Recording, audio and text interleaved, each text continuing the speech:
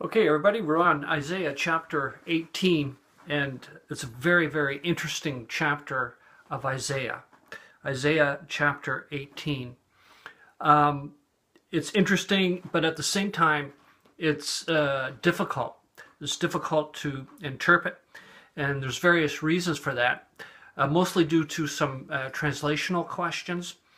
In looking at the commentators, I find a distinct difference in the interpretation between the modern evangelical commentators and some of the older premillennial dispensational commentators of the Brethren movement like Darby and Kelly. If you come into the more modern evangelical expositors, I'm talking about ones who are coming from a premillennial and dispensational position.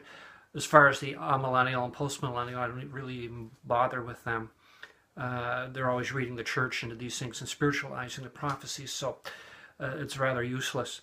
But there's a distinct difference between the modern premillennialists and the earlier premillennialists in the interpretation of this, and it's largely due to the question who is being addressed here and who are the people here. And the modern expositors tend to look at Ethiopia. And in connection also with Egypt. But Ethiopia and Egypt are actually addressed more in chapter 19 and 20 and so on.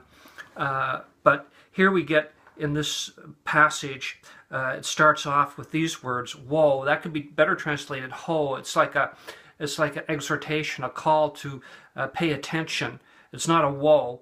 It's a, hey, listen to what we're saying here. Sort of idea. So, ho, to the land shadowing with wings, which is beyond the rivers of Ethiopia or Cush. That it's an address to a land that's beyond the prophetic area of the world, and this is key to understanding the prophecy. It's calling upon a nation or looking towards a nation that is outside the sphere of the prophetic land, or the nations that are immediately connected with Israel and prophecy. And verse 2 describes this place as them that sends ambassadors or envoys by the sea, even in vessels of bulrushes upon the water, saying, go, you swift messengers, to a nation scattered and peeled.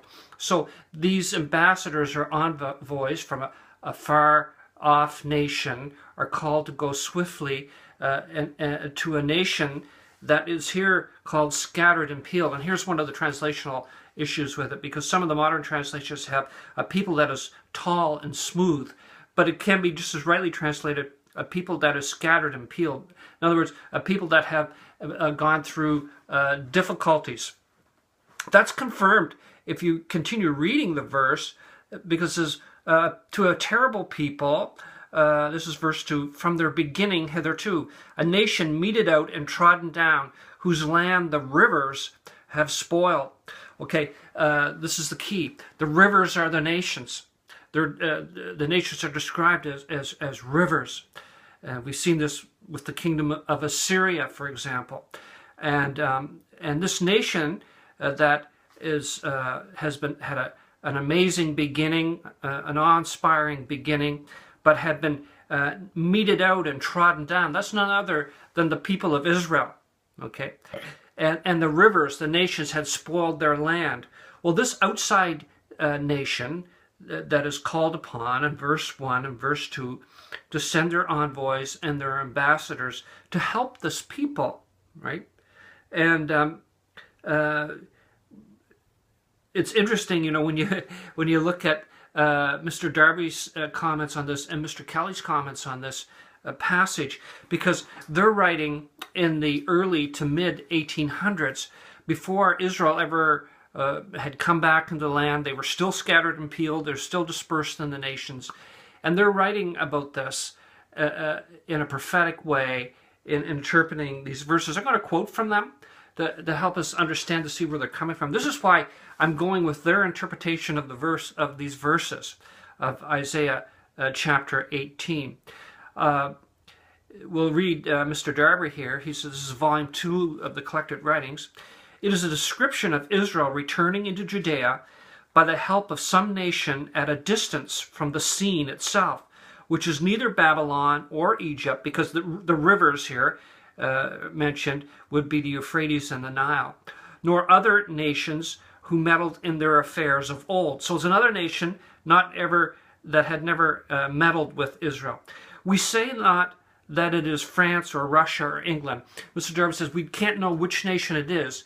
Perhaps the nation of France or Russia or England. But he says we say not it's them because we don't know. But some nation like that. The Israelites shall return to the land, but God takes no notice of them, and Israel is abandoned to the nations. We'll get more into that as we get into the prophecy. But basically, it's a nation that is a great maritime power. They're coming in vessels by the sea to help Israel, to support Israel. For example, Mr. Kelly says, it expresses a country far away.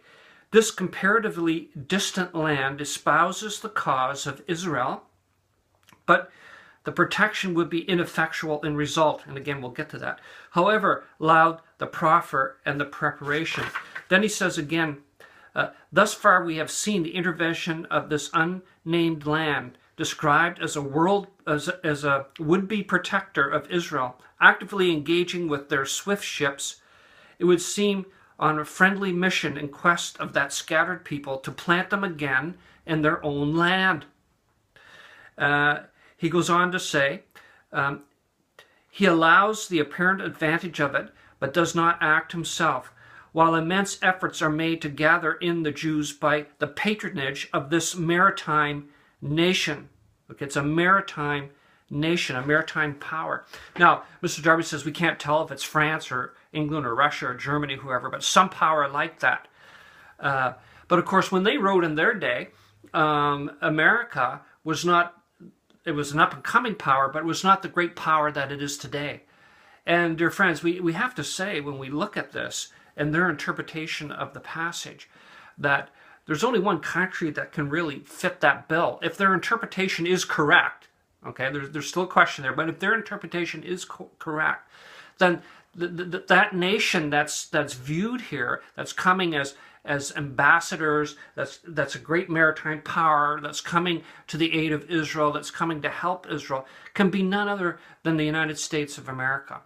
Now, people dismiss this because they say America is not named in prophecy.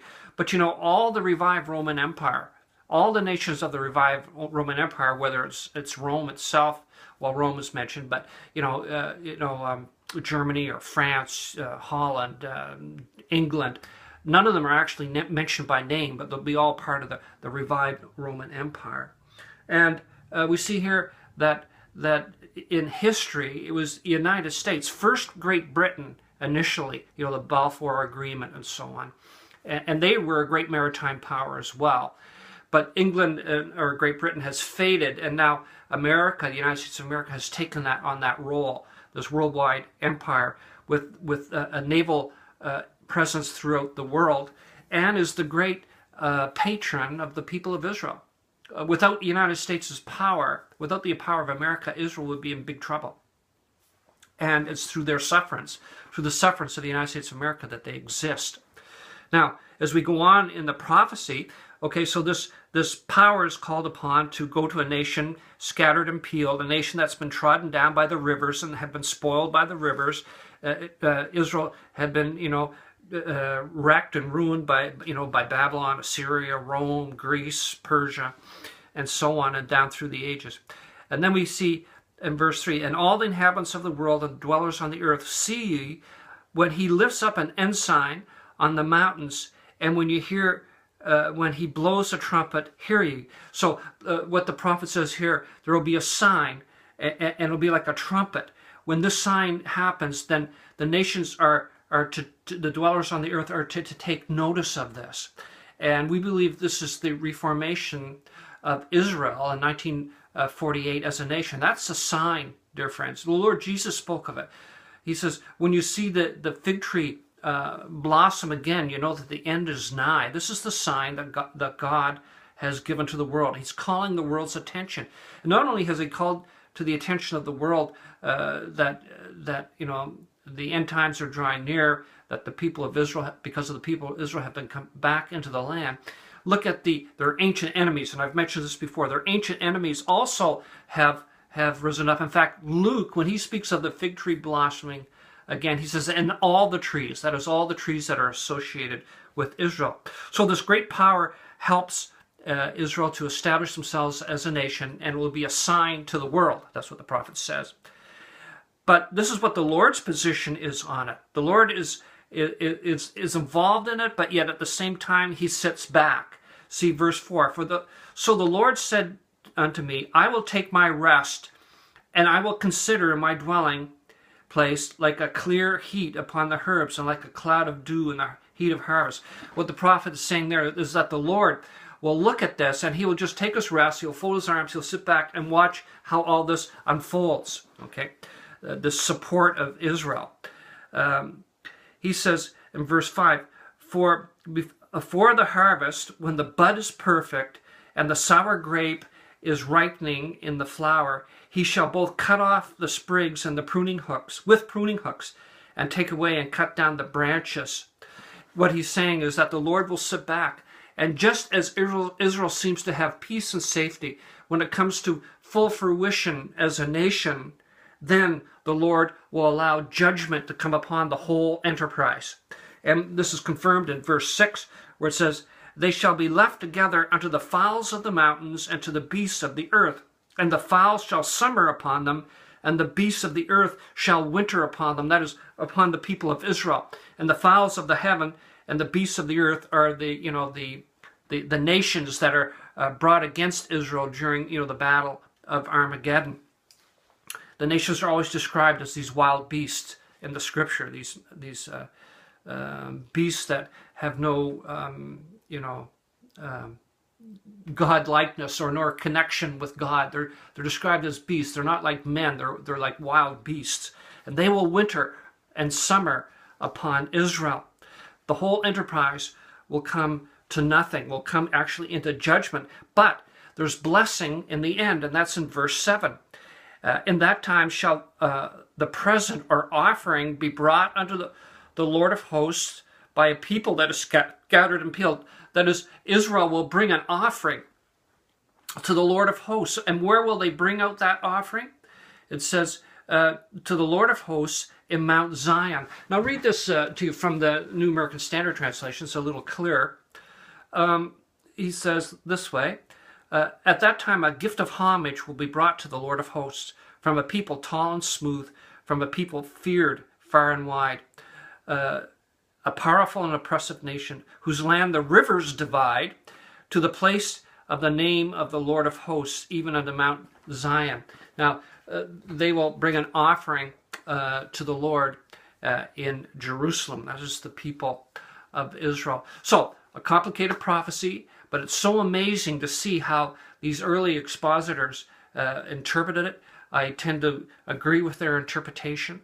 And we have the luxury of hindsight. They didn't. They simply went to the Word. Well, dive into it and see what you get out of it. But it's just an amazing prophecy, in my opinion. May the Lord bless you.